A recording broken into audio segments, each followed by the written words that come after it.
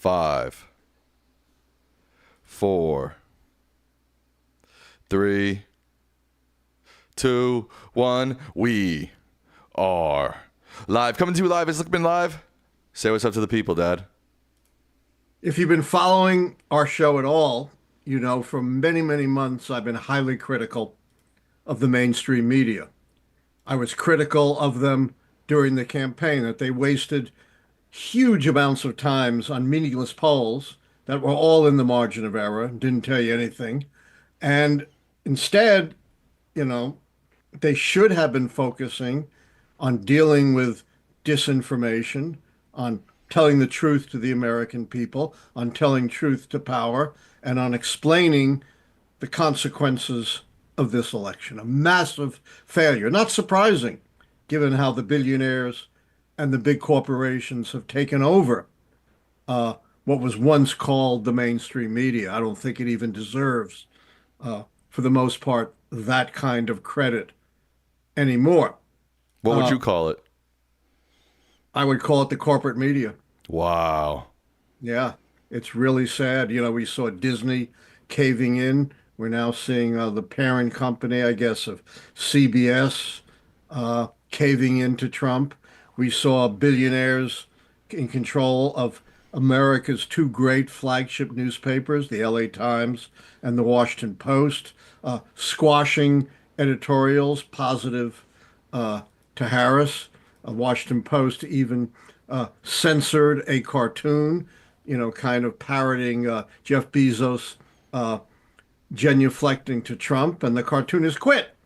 Now, I'm critical of the mainstream media again for totally mischaracterizing what is going on in our government today. They call it chaos. It is not chaos. I repeat, it is not chaos. There was a lot of chaos in the first term. This term is different because they have a blueprint, which they are slavishly following. You know what that blueprint is, Sam? Dismantle the federal government. Well, no, there's a specific Oh. plan, 900 pages. Oh, Project 2025. Right. And we talked about that before, you know, how disingenuous it was for Trump to claim I had nothing to do with it. I don't even know anything about it. When over 100 of his staffers crafted Project 2025. And the chief architect, Russell Vought, who just got appointed and approved by the Senate to one of the five most important uh, appointed positions in the United States, the Office of Management and Budget, he was caught on tape surreptitiously saying, of course, Trump knew about this. Of course, he approved it. And now we're seeing right down the line uh, Trump and his allies not promoting chaos, but engaging in a bloodless coup, maybe not so bloodless. I mean, January 6th was part of this, uh, to destroy our constitutional order and undermine our democracy. Before I get into that, something just came out tonight. What? There was a judge's decision, I think, today, which limited access of Musk's minions to the Treasury payment system, which is responsible for trillions of dollars of government payments, right? Things like student loans, Social Security and Medicare for old people like me, food stamps, Medicaid, you name it. And of course, their aim was to take control of the federal payments system, even though they have no legal or constitutional authority to do it. It's part of the bloodless coup. Well, the uh, judge said, we're going to limit access to two people, and they're only going to have read-only access. That is, they can't actually change anything in the system. They can just look at it. I'm a little skeptical how that is going to be enforced. Who's going to enforce it? Certainly not Trump's FBI or justice. Well, it turns out one of the two selected people to have access to the most important database, perhaps, except maybe for national security, in the United States, one of them turns out to be a blatant, avowed racist and anti-Semite. There were posts linked to him and he has since resigned once these posts were revealed, where he said, I was a racist before racism was cool.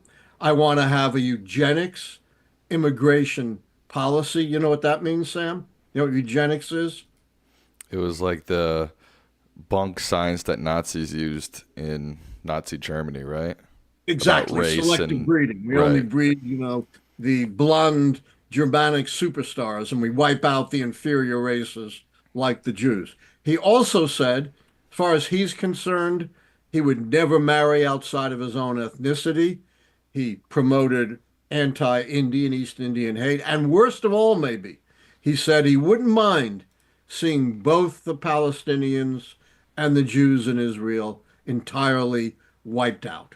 I mean, this is astonishing, astounding stuff you would only expect to hear from the worst of white supremacists, the worst of the neo-Nazis. And this was one of the two people selected by this unappointed, this unelected czar, Elon Musk, to get access to our most sensitive information that affects the lives of essentially every single person in the United States. This shows, how outrageous it is to have unvetted persons without appropriate clearances, uh, running roughshod through our government. It's part of the bloodless coup. Now, I know you and I had a bit of discussion about this, and you were Yes. casting some doubt on whether coups can be conducted without violence. Yes, most coups are violent, but some of the most important coups in the history of the country have been bloodless. Maybe the most famous bloodless coup, which was made famous by the writings of Karl Marx, was the 18th Brumaire of Napoleon, in which he executed a bloodless coup in France that essentially ended the French Revolution and French democracy, abolishing the Directorate, replacing it with a consulate, which ultimately led to the dictatorship of Napoleon Bonaparte with the most enormous consequences, certainly for the people of Europe and indeed the people are all over the world. And then, of course, in our own time, we had Vladimir Putin's bloodless coup. And much like Trump's bloodless coup, he was the head of state. It wasn't like they were trying to overthrow another head of state, but they were trying to change the rules, the practices to install Putin as a dictator rather than a democratically elected rule abiding, law abiding official. Same thing in 2010. You know what country that was, Sam? It's Trump loves A in country Europe, in Eastern Europe, Belarus. talks about this guy all the time. Oh, Hungary. Hungary, Viktor Orban, elected prime minister in a bloodless coup, turned Hungary into a dictatorship, just like Putin turned Russia into a dictatorship. How do they do that?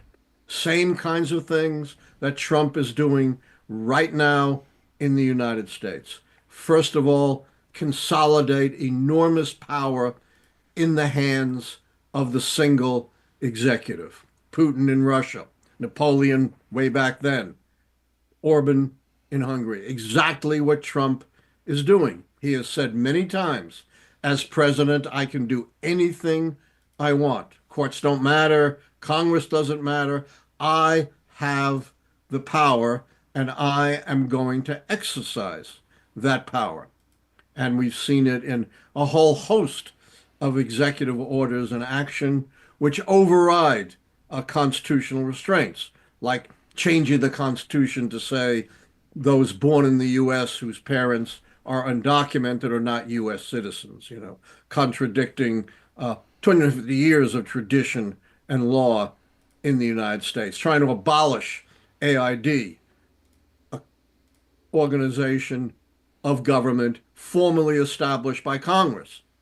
Donald Trump should not be able to abolish an organization established by Congress, claiming he has the power to decide whether to spend money appropriated by Congress or not. in direct violation of the Impoundment Act of 1974, and beyond that, in direct violation of the Constitution, which installs the power of the purse in the Congress. I can go on, but those are just some extreme examples. Yeah. I wanted to come in and give a little context to what you were talking about. You said we had a little bit of a debate about this word coup. I just wanted to tell people what happened exactly. So, this whole idea of is it a coup, isn't it a coup, et cetera, et cetera. We had this discussion this morning. You wanted to title it, "It's a coup." I said, well, when you look up the definition of a coup, it involves violence. And you said, well, okay, then it's a bloodless coup.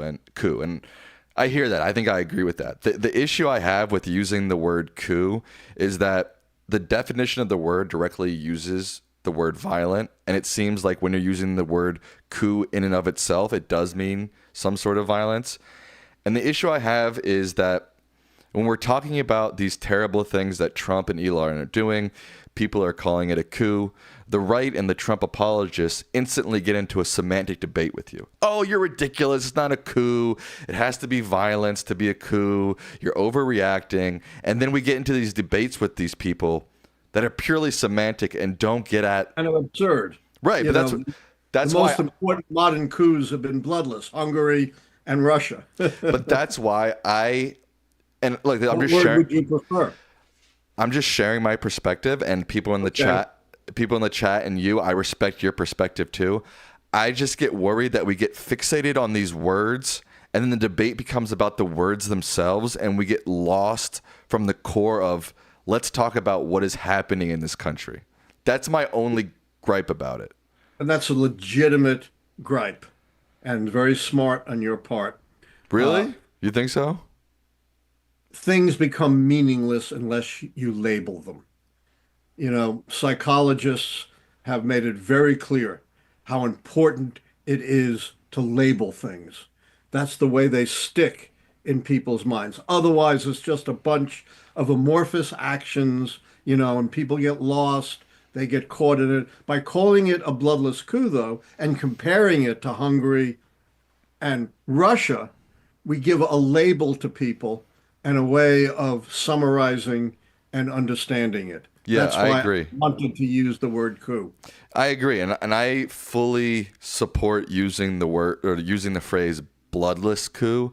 It's just when we're using the word coup, I get a little bit worried again that we're going to get in this semantic debate over the word coup. And I'm not saying that words don't matter. I'm saying sometimes words matter too much is what I'm saying. I got you, but I still think the value of a label outweighs that, even though there's much truth in what you say. Plus, I'm not sure this is bloodless. How do you I don't explain want to that? go too far and, seem too extreme. But January 6th was not bloodless. True. I'm not talking It was about the January start 6th. of this coup. No, I agree. I'm not talking about January 6th. Yeah. If you The want to say this private- is part of a larger coup that's been happening since January That's been 6th. happening for, exactly, for, 5 years plus.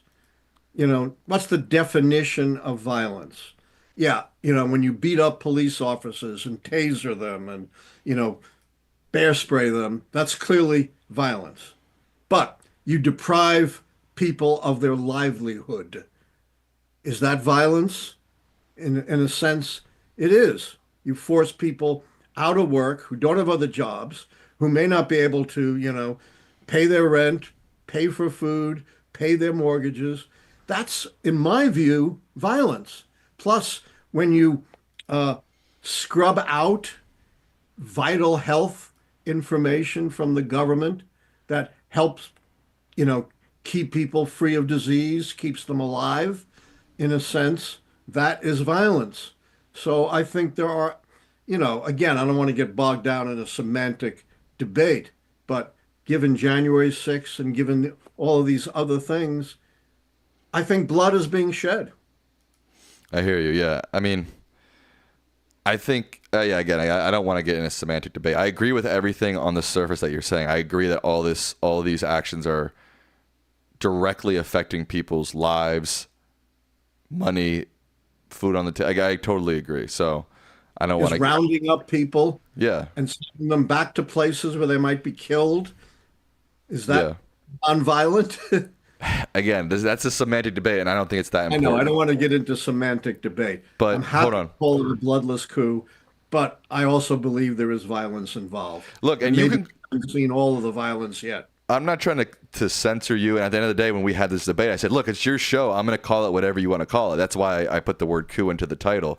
And I'm not trying to censor you to any stretch of the imagination. I want you to say what you want and what you feel. I'm just sharing my perspective. That's all. Your perspective is a very valid one, but I think, as I said, it's outweighed by the need to put a label, to Sure. focus people on what actually is happening. And this gives us a basis to compare what's going on in the United States to almost precisely parallel actions in Hungary after 2010 and in Russia after 2004.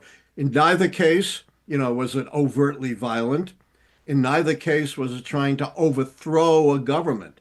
Both Orban as prime minister and Putin as was, I guess he's president, or, elected within the rules and boundaries of those societies. And then they use that position to execute a bloodless coup to keep them in power indefinitely, to snuff out democracy, essentially make free elections meaningless, wipe out the political opposition, uh, wipe out the free press, crack down on all critics. Exactly what we're seeing coming out of the Trump administration. Right. And this guy they just appointed to one of the top positions in Washington, Russell Voigt, he said we're in a post-constitutional era.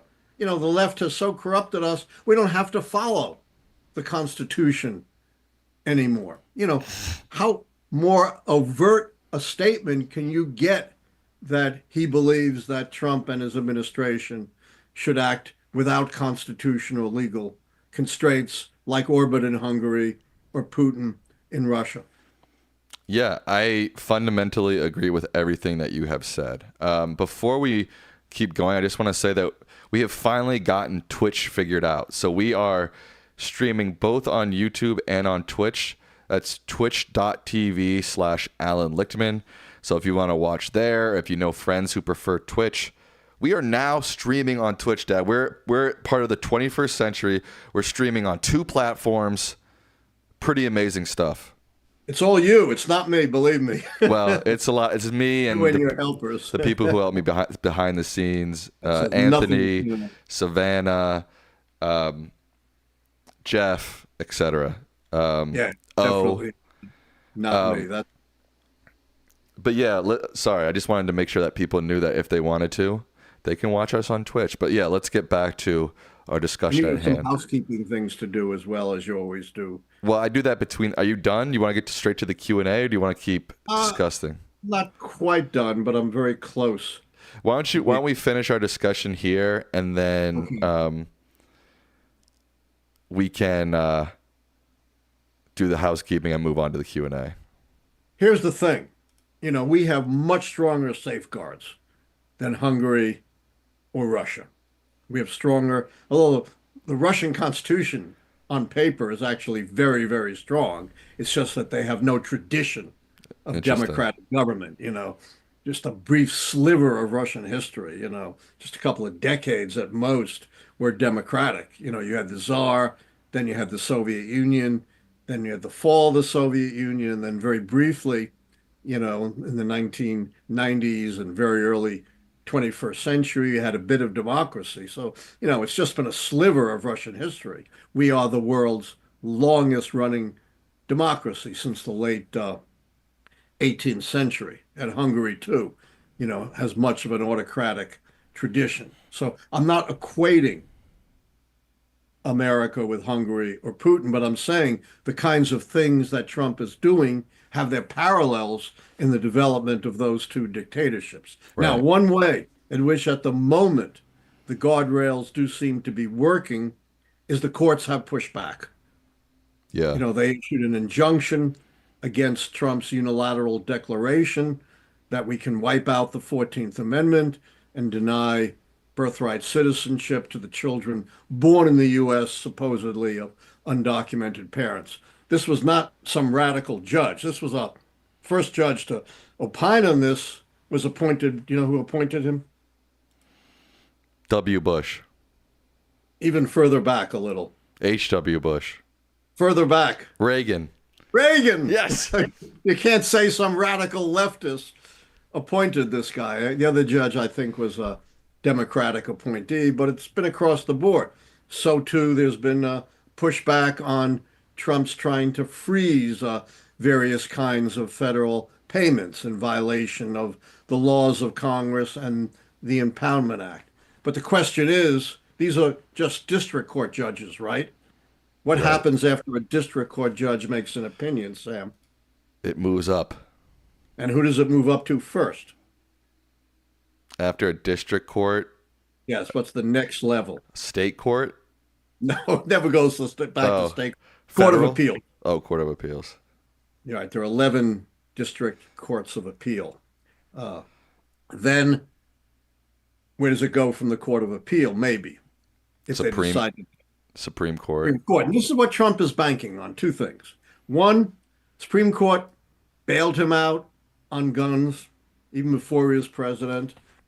They bailed him out on abortion. They bailed him out on the 14th Amendment disqualification of insurrectionists, and they gave him this incredible broad immunity. So I think he's thinking, yeah, I may lose in the lower courts, I may lose in the courts of appeal, but I think I can win in the Supreme Court, which has 6 conservatives and only 3 liberals, and 3 of those conservatives were appointed by me, and 2 others, Clarence Thomas and Samuel Alito, are even more right wing than my 3 appointees. So I think I can, perhaps, on all these things, even if I lose in the lower courts, lose in the courts of appeal, I think I might still win in the Supreme Court. The other thing that's truly frightening,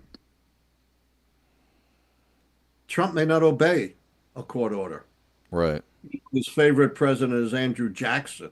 And you know what Andrew Jackson famously said about a Supreme Court order, or supposedly said? It's kind of apocryphal, but people believe he said it. No idea. Chief Justice Marshall was Chief Justice, who was Chief Justice for over 30 years, considered one of the 2 greatest Chief Justices, and made a decision regarding this horrific Jacksonian policy of Indian removal. You know about that, right? Yeah. The Trail of Tears. And Jackson, supposedly, I think it's apocryphal, but a lot of people believe it. I'm sure Trump does. Supposedly said, Justice Marshall has made his decision. Now let him enforce it. What happens if Trump decides, I'm president, I can do whatever I want, I'm immune from prosecution, I'm just not going to listen to the Supreme Court? And I own the Army, I own the FBI, I own the Justice Department. Who's going to stop me? That's what really frightens me. Yeah, I mean, at the end of the day, our laws are only as powerful as the people willing to enforce them, right? Absolutely. James Madison said, unless we have virtue, we are in I'm paraphrasing, we are in a wretched situation. That if we lack virtue, then no written constitution, no balance of power is going to save us. And you've heard me say this many, many times. It's not just the evil people who wreak havoc on our world. It's the good people who don't do enough to stop them.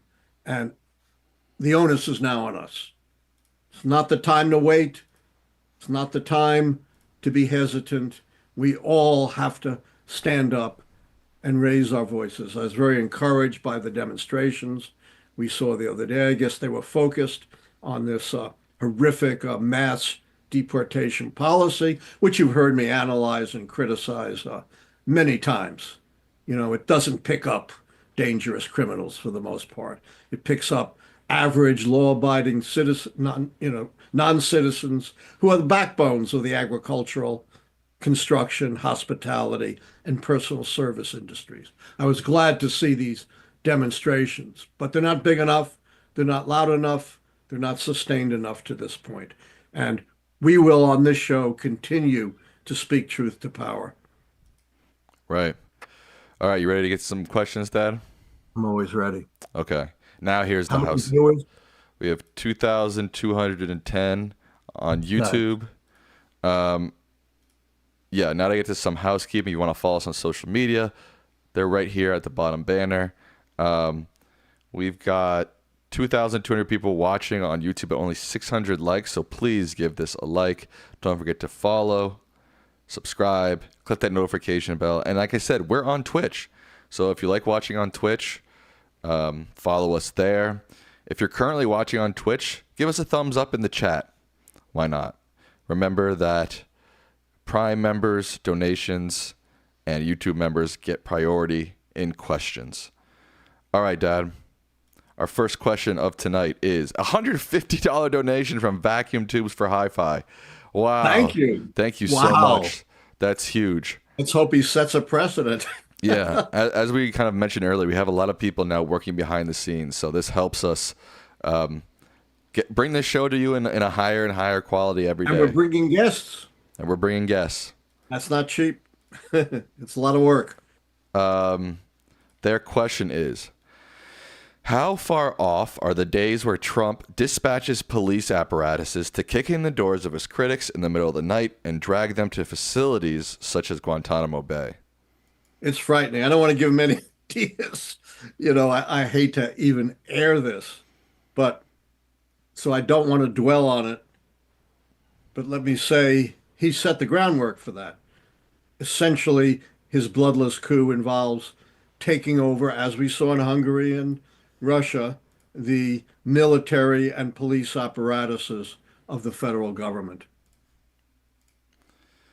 Brennan Ziegler says, given what's going on and with how Trump keeps joking about a third term, even though the Constitution is clear about 2 terms, how likely do you think it is that Trump will try to run again, and will he succeed? I wouldn't put it past him one bit. Some Republican, I think from Tennessee, introduced an amendment into Congress. It's going nowhere, obviously. It's not going to get 2/3 vote of both houses to focus on Trump, to just exempt Trump from the 22nd Amendment on 2 terms.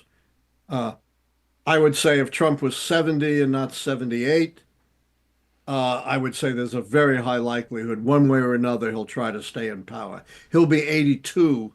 I'm not sure, at that age, he will have the energy and drive to do it. But I put nothing past Trump. Yeah, authoritarians don't seem to care about how old they are. No, Castro, they never give up power voluntarily. yeah, I mean, Fidel basically went until he could literally not speak anymore, or not function anymore. Yeah, well, Mao in China wasn't as old as Fidel was pretty darn old. Yeah. Our next question is from member Pro Viewer. They say, can you talk about the coup attempts by the oligarchs against FDR and how they relate to today? Yes, this is a controversial topic, but a general, one of the great World War I generals, Smedley Butler, What? reported to Congress. What's his name? Smedley Butler. No, that's not his real name. That's no shot. That's his real name. Smedley Buckler. Oh, that's his name. Wow. We'll call him just General Butler. Okay, General Butler. What are you sipping? You're sipping on water, Dad. That's pretty Now, crazy. water. Can you imagine that? Show the people the What water. a health kick. Show the people the water, Dad. He's usually on his diet soda, but sometimes he does seltzer, but he's on strictly water. That H2O goodness. I've got to be on a health kick because I'm married to Superwoman, Right. an Ironman triathlete, number 46 in the world in her division in elite CrossFit competition. I'll never catch up, but I need to watch my health anyway. All right. So Schmarmy Buckler. Let's go back to him. General Butler. Right. He reported to Congress that some of the leading magnates of the country, moguls, people like Trump and Musk, were so unhappy with Franklin Roosevelt's New Deal reforms that they were planning to put together an army, perhaps of American Legion veterans, to take over the country, to execute a non-bloodless coup.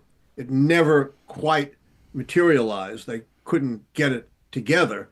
And it's controversial whether this story is true, but the congressional committee that looked at it said, yes, we believe this had real credibility, and we're not sure how far this actually went, but we do believe that there was, some movement in this direction. Interesting. Hillary Hack says, can you talk more about how many laws have been broken and what the resource is when the executive branch is supposed to be the enforcers or Just a recourse? host of laws, the law setting up AID, the Impoundment Act, the Deficiency Act, the it started out as the Pendleton Act in 1883, but the various acts providing civil service uh, protection. Of course, the 14th Amendment of the Constitution. Trump is blowing right through all these laws. And we're seeing now we talked about this a moment ago, he is experiencing setbacks in the courts, but, as I said, we don't know what will happen if it gets to the Supreme Court, and we don't know whether Trump is going to honor decisions of the Supreme Court if they prove to go against him. Again, if you look at Hungary or Russia or other dictatorships, the courts are not an effective constraint on dictatorial power. We have a different tradition. We have much stronger courts, but we'll have to see. Wow. Remember, Chris Wall says, we've seen some serious legal pushback against Elon Musk meddling with the Treasury and Trump's federal employee buyout program. Based on your historical and legal knowledge, do you think that these legal challenges will ultimately prevail and prevent these infringements on our democracy? I do believe these legal challenges will prevail. It's not just a bunch of left-wing judges who have come down against Trump. As I said, the big question, which we won't know maybe for a couple of years, since the mills of justice grind slowly, is what the Supreme Court will do, and then what Donald Trump would do if confronted with negative court decisions. I guarantee you, Elon Musk could not care less what any court says about him. Correct. Do you think we will have free and fair midterm elections? I certainly hope so, but I'm not, guaranteeing it. There are ways of rigging an election without like calling out the military or calling off an election.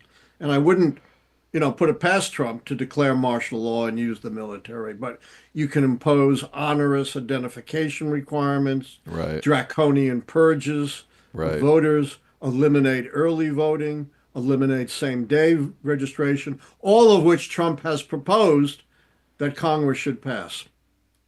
That would be scary on a federal level. I mean, we know that on the state level, there's already states that are putting into place a lot of these draconian. Absolutely. I've been an expert witness in a number of the cases challenging these kinds of provisions, but it's very, very difficult these days, given the conservative nature of the Supreme Court, to win these cases. Right. Will we get back to normal in the foreseeable future? Even a, quote, Bush normal rather than Biden normal? Yeah, it's quite amazing. Of course, you don't remember much about the Bush administration, Sam. How do you know? You're old enough. Yeah, how do you know that? Yeah. So, liberals were roundly criticizing George W. Bush, for his surveillance, his sanctioning of torture, his politicizing the Justice Department. And now W. Bush looks normal compared to Donald Trump. And Reagan looks almost like a liberal compared to Donald Trump. That's how far the politics have gone. We're back, in the era of Joe McCarthy, or even back in the era of the Ku Klux Klan of the 1920s. I don't know. I hesitate to normalize George W. Bush and Ronald Reagan. I know. I get you. I mean, George W. I Bush. don't like normalizing him either. Yeah, I mean, George W. Bush started wars in the Middle East that killed thousands of innocent people. I mean, Yeah, he was pretty horrible. yeah, that's pretty I freaking was just bad. making a point of comparison, not trying to whitewash W. Bush. You make a good point there. Yeah. And I mean, even it's more in comparison, it's more about sort of foreign catastrophe and domestic catastrophe. I don't think you can argue that Trump has probably caused more domestic catastrophe than the leaders since the Civil War, probably. But foreign catastrophe, there are some leaders that did some pretty terrible stuff. Yeah, the worst foreign catastrophes were under George W. Bush and Lyndon Johnson and Richard Nixon. Right. But, again, I don't believe it's going to happen.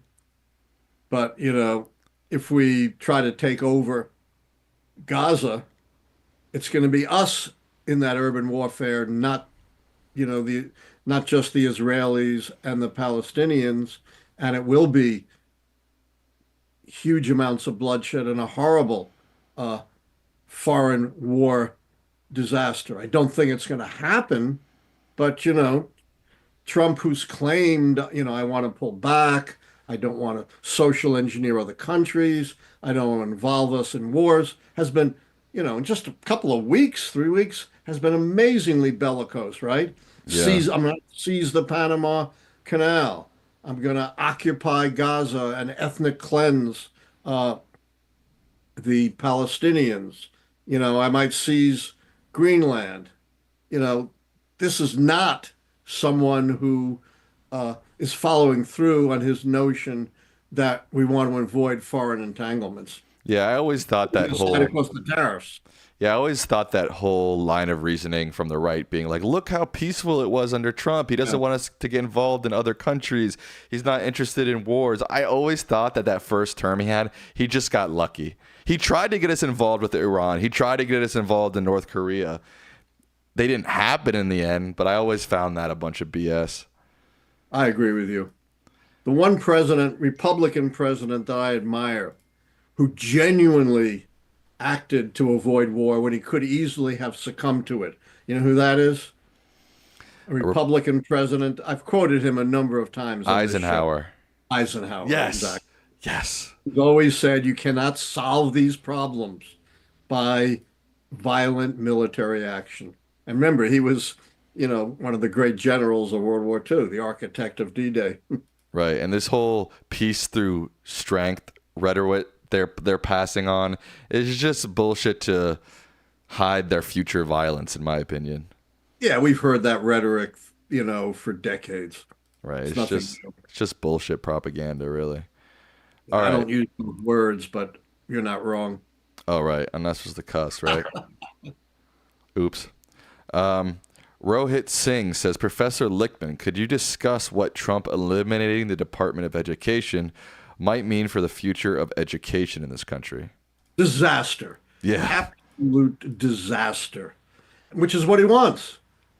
They want to destroy public education, or at least bring it under their thumb, and they want to destroy most of higher education, which they believe, quite falsely, is dominated by radical Marxist leftists indoctrinating our students, or kindergarten teachers grooming students to be gays.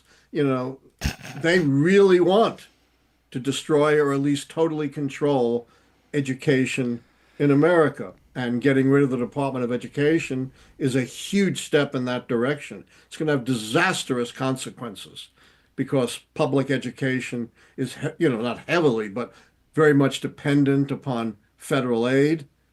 Federal aid provides scholarships for students. It provides money to schools in poor neighborhoods, provides money for school lunches. You know, they don't seem to care about people. Same thing with abolishing AID. I talked about this before. That is going to result, if they keep it up, in thousands, maybe tens of thousands of suffering and deaths all across the world. And I heard this horrific thing. Maybe I have it wrong. I just saw a report on this. Did you hear what J.D. Vance said About what? about, abolishing AID, why it's not so bad? No. Basically, he said, I'm going to go back to this medieval doctrine, some attribute to St. Augustine, that we can uh, establish a hierarchy of lives that we value. And we most value the lives in our own family, our own nation, less critical our lives in places like Africa or South America. And therefore, it's not a bad thing, you would conclude from that, to focus on the United States and not so much on these more distant people who are lower down on the hierarchy. Maybe one of our audience can correct me if I'm wrong, because I'm interpreting what he said, but that was my understanding of the import of what he was saying. Of course, they are also harming the life, safety, and health of people in America by putting a quack purveyor of quack science, an anti-vaxxer, head of our health system, scrubbing out vital health information from uh, federal government, wiping out any reference to climate change, promoting the fossil fuels that are contributing to catastrophic climate change. We're not immune to that. Maybe Trump and Musk, because they're so rich, are immune, but the people who voted for them are not. Yeah, it's scary. I saw a post today that the headline was "World's Richest People Target World's Poorest People." I mean, it doesn't That's get. exactly what's happened. That's why I had a whole, when we had a whole show on why Trump is not a populist.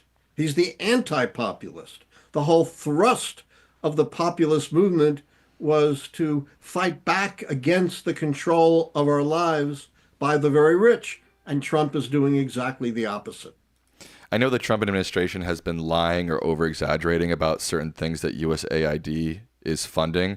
But, I like to play devil's advocate sometimes. What if someone came to you and said, Professor Lichtman, I don't want to be paying for programs in Guatemala. I mean, yeah, it might be this tiny percentage of the budget, $2 million, which is a drop in the bucket. But $2 million, there's veterans who can't get health care in America. There's people living on the street. I mean, we could be using that $2 million for something else. What would you say? Yeah, number one, you're right. It's a tiny percentage of the budget. And even if we wiped out 100% of foreign aid, it wouldn't make any difference for what we're spending domestically. And it's not clear that we wouldn't spend it, for example, on more military weapons or more police forces, as opposed to health and welfare programs in this country. Secondly, the United States cannot just crawl into a shell and be isolated. That was the huge mistake the isolationists made when they said we shouldn't deal with, Nazi Germany. It's not our problem. Doesn't matter, forget it. Don't even help England. And of course, that's nonsense. We are tied to the rest of the world. And foreign aid is one of the cheapest, most cost-effective ways of promoting American interests around the world through all of these critical humanitarian projects. It's called soft power. Peace through strength is fine, but in many ways it's soft power, winning over the hearts and minds of people. That's just as important as hard military power. So in fact, this minimal spending on foreign aid is very much in our interests. Plus, this notion we shouldn't care about the health and safety and lives of people remote from us. It's so contrary to what Trump and Vance and all their allies are claiming, right? We follow the teachings of Jesus. Open a Bible and that will explain, our policies. What did Jesus say about the sojourner and the stranger? I'm not sure, sir. I didn't read the Bible. Care for them, just as you would care for your own. You don't draw distinctions, and human beings, all of whom are imbued with the same immortal soul, all of whom are imbued with the love of Jesus. It's, whether you're living in Africa or Guatemala or Nebraska, you're still, a human being with an immortal soul according to Jesus, and you're still, encompassed in Jesus's love, and you still can be, saved through immersion in Christ. I'm not saying I believe all that, but I'm saying that is the teachings of Christ that Trump and all of his allies claim to be following. Right. I mean, I haven't read the Bible, but even the little studying of Christianity, Trump and his allies are nowhere close to the teachings of what I've understood. So, yeah. Right, which is, as I said, focused on kindness, empathy, caring for the poor, caring for the sojourner, caring for the stranger, warning about the evils of greed and wealth. A camel, it's like a camel trying to go through the eye of a needle for a rich person to go to heaven. you know, for every word, and really there are no words that Jesus is warning about homosexuality or abortion. And there are hundreds of words in the New Testament about all these other things, including being truthful, fidelity to truth. Right. And I this mean, is all in my new book, Conservatism at the Core, A New History of American Conservatism. obviously, I agree with you 100%. Again, we talk about messaging a lot, right? And we're talking about politics, where messaging is important. I just feel like on these issues, sometimes Trump and his allies have the upper hand. It's just so easy for them to be like, look, America, you're spending millions of dollars in Guatemala. Isn't that ridiculous? And Americans are like, yeah, that's ridiculous. You know what I mean? And then, And particularly when Americans think a third of the budget is going to foreign aid.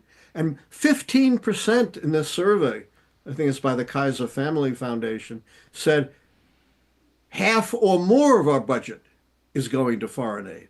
So, yeah, if they believe that, absolutely that argument, I would even buy that argument, right. if 31% of our budget was going to foreign aid. And I know you don't like me talking about this, but that highlights the extreme Don't importance say I don't like you talking about misinformation. information. Oh my God. I like talk. In fact, I'm very interested in misinformation. I'm not going to rehash. We can go back to our old episodes on that. The disinformation about foreign aid, like the disinformation about everything else, is poisoning our political debates and discussion.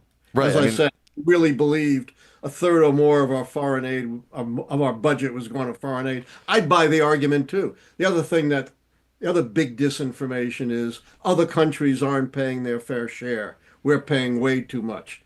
Well, we do pay more than any other country because we have by far the biggest economy. But when you compare our payments relative to our economy, you know where we fall?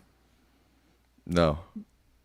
Like close to 30th of the nations of the world. There are like 25 to 30 countries ahead of us, many of them way ahead of us. So that's another bit of, horrible disinformation. As I said, if I believed all this disinformation, I'd probably be a Trumper. Right. And when one party is willing to lie for their message, it's hard to combat it, right? Because it's like if they're willing to say whatever it takes for people to believe their message and the other party isn't, which is how much analysis I had to do just to combat the one sentence message on foreign aid. right, right. It's so hard and people blear out, the simple, compelling message. And, we're going to have your mom on at some point in our show about how the Democrats can develop a message of their own. Something they really haven't had for decades. Right. We're also going to have Dr. Renee DiResta, who is a Oh, yeah. misinformation I'm expert. really looking forward to her. Yeah, you better get your questions ready. Expert on- Yeah, Maybe an the expert. world's leading expert. She'll teach me a lot and you a lot. Yeah, for sure. What are your thoughts on Zelensky asking the U.S. for nukes? I'm not giving nukes to anyone. I Yeah. think that's dangerous destabilization. Do the And, protests? Oh, go ahead. Sorry. I'm very sympathetic to Ukraine. Again, the big lie is, oh, Ukraine started the war, they're really responsible. And again, you got to do all this analysis to combat that. So as much as I am in support of Ukraine's sovereignty, I'm not about to give them nuclear weapons. Well, I don't have them, but I'm not about to advocate that. Hey, there is some like far right Second Amendment people. I know like Tim Pool, he's a right wing podcast host who thinks that the Second Amendment gives the right to individual Americans to own nukes. So, You know what? Based on what the Supreme Court has said about the Second Amendment, That's not entirely wrong. If Oh, you don't believe say that. the complete distortion of the Second Amendment by the Supreme Court, why should there be limits? If we have an absolute right to keep and bear arms, why would that not allow us to bear any arms? Great. That's a comforting thought. Yeah. Well, it Uh, all stems from the complete distortion of the Second Amendment by the Supreme Court. right. What even conservative retired justices have called the biggest hoax court has ever played on America. Even Warren Burger, former very conservative Supreme Court Justice, Chief Justice, has said that. Do you think the protests emerging across the country have the potential to turn the social unrest key? Not yet. Takes a lot But to potential, overturn the social potential. unrest. Oh yeah, of course. I wouldn't rule it out, but a lot more would have to happen. Jim Blowers says Donald Trump is being rebuffed on many fronts. He was forced to back down on tariffs on Canada and Mexico and also on taking over Gaza. Does this constitute a foreign/military failure? No, I don't think so. You know, taking over Gaza was just something he threw out. It wasn't an official policy of the United States. And he claims that he got, and we analyzed this last week or last Tuesday. He claims, he got a lot out of the tariffs. By threatening tariffs, he got what he really wanted, border security from Canada and Mexico. I think that's bogus, but it's clearly not a big foreign policy failure. Gotcha.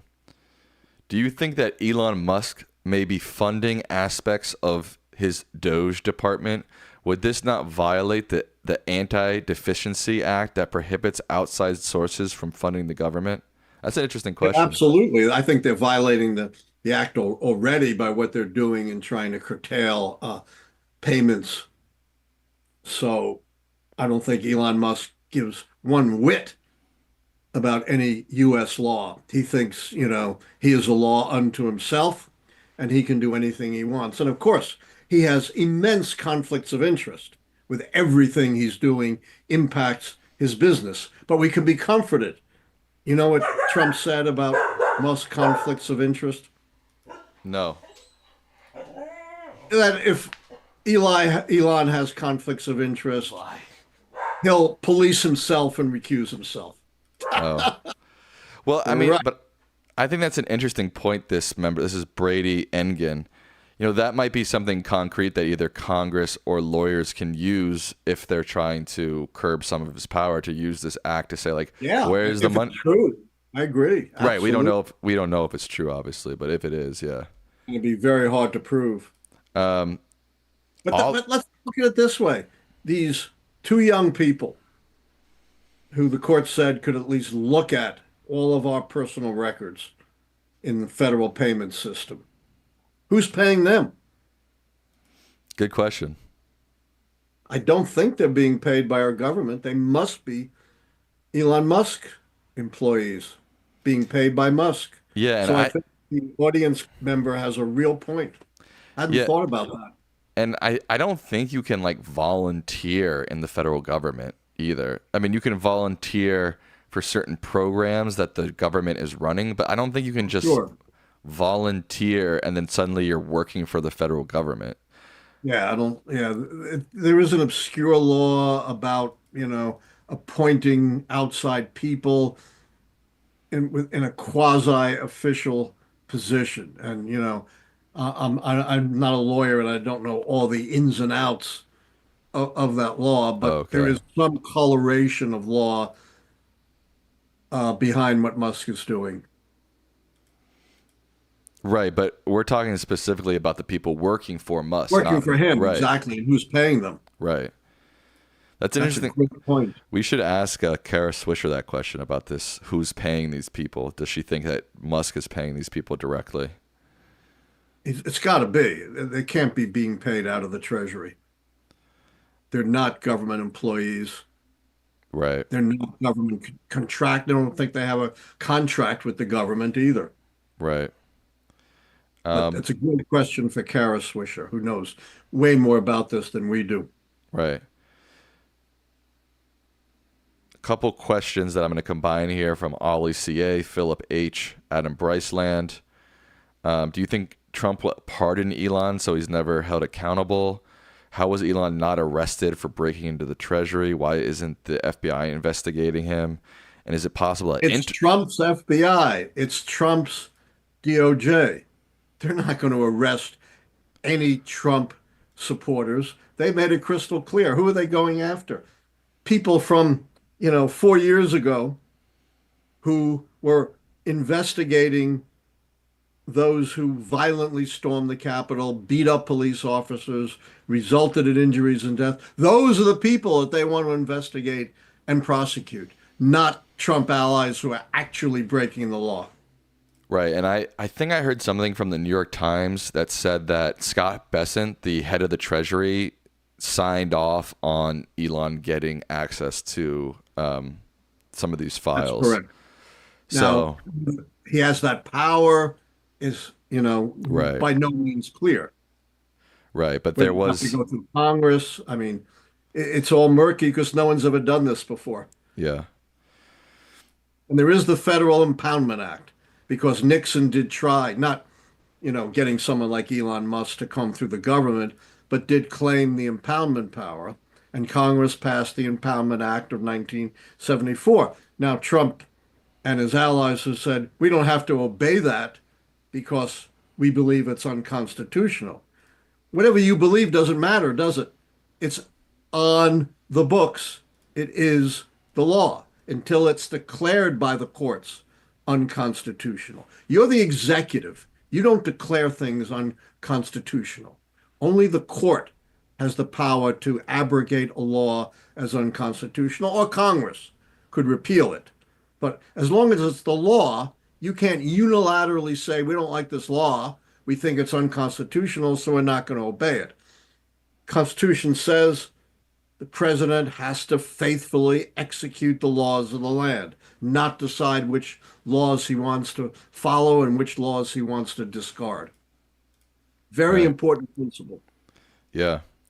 Our first Discord question of the night, if you want to join our Discord, the link to that is in the description of this video. We also have a Reddit page. The question is from Lewis's Adventures. Hi, Professor. First off, I'm a fan of yours.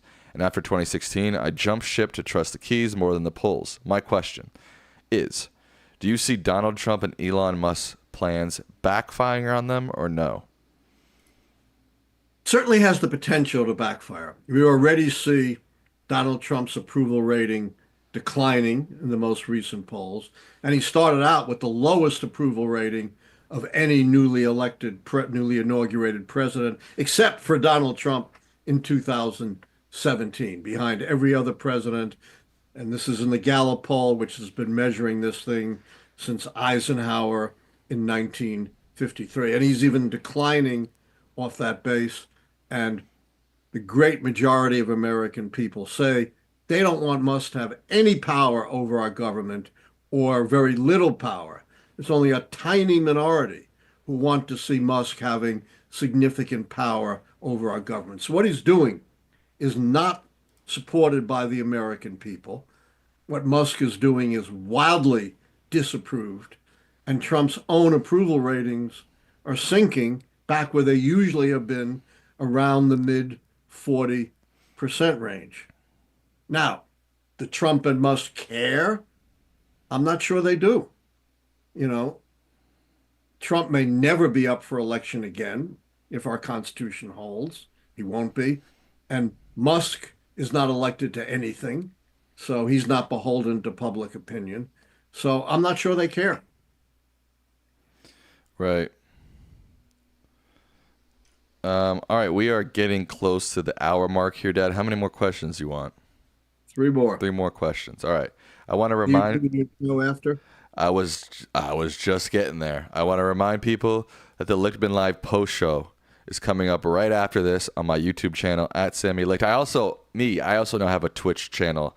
It's twitch.tv /Sam_Lichtman. So if you want to watch on Twitch, you can watch there. The link to both of those are in the description of this video. also pin them to the chat in a second. 3 more questions for you, Dad. Am I twitching too? You're twitching too, man. You're twitching like hell. All right. Toyota Corolla says, "Hi, Professor. I work at Walmart." Why? Walmart. Sometimes I can't speak. I don't know why.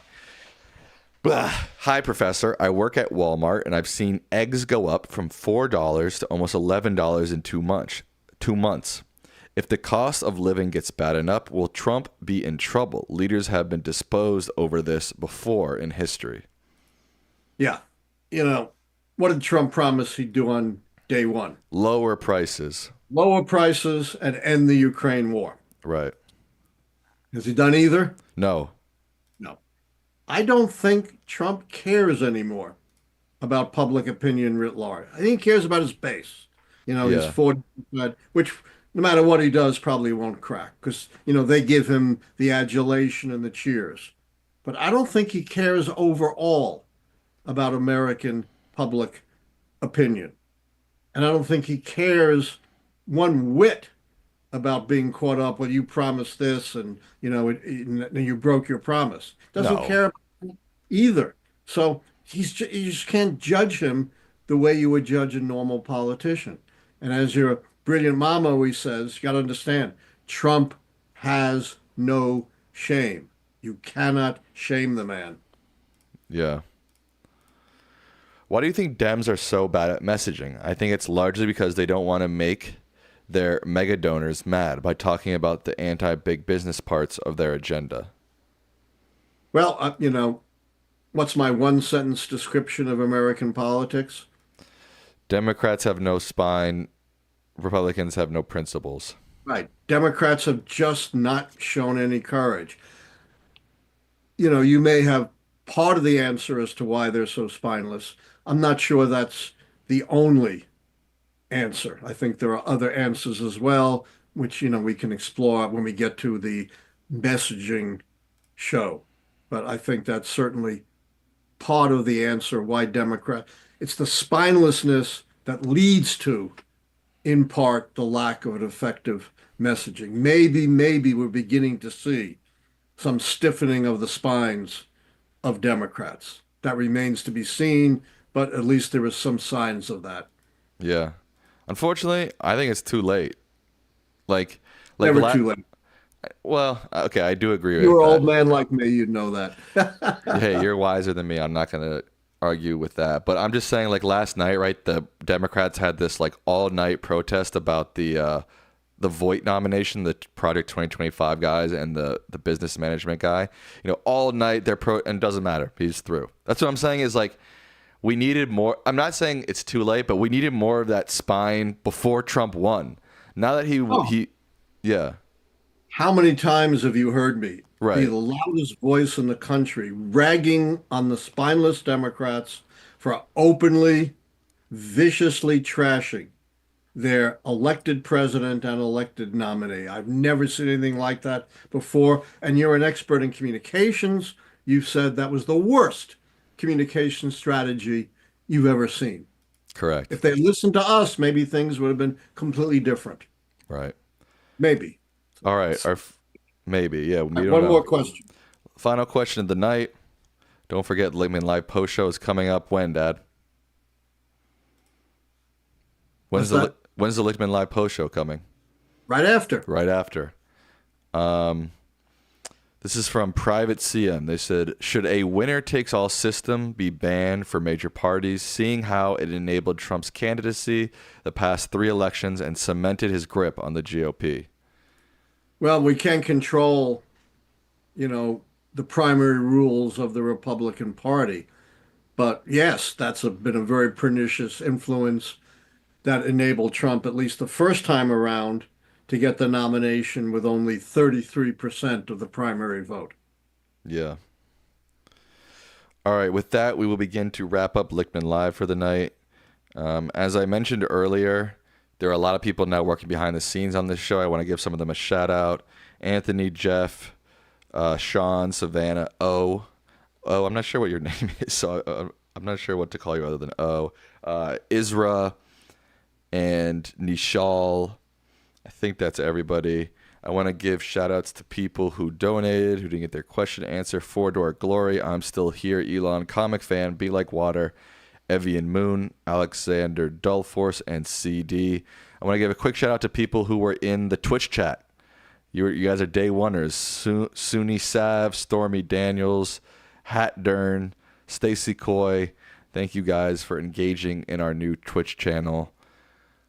All right, Dad, I think that's all I got. What are your final words to the people?